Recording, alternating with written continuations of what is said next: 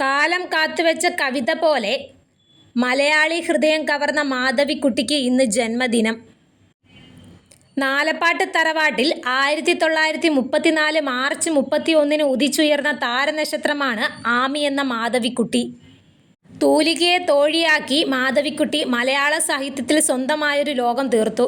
അവൾ വെറുമൊരു എഴുത്തുകാരിയായിരുന്നില്ല, മലയാള സാഹിത്യത്തിലെ ധീരയായ പോരാളിയായിരുന്നു.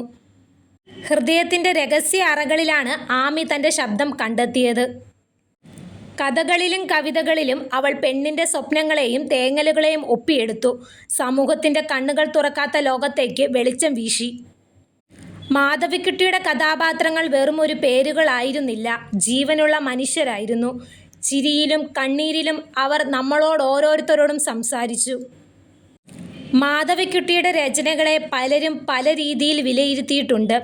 ചിലർ അവരുടെ ധൈര്യത്തെ അഭിനന്ദിച്ചപ്പോൾ മറ്റു ചിലർ വിമർശിച്ചു. എങ്കിലും അവരുടെ പുസ്തകങ്ങൾ ഇന്നും മലയാളികൾക്ക് ഏറെ പ്രിയപ്പെട്ടവയാണ്.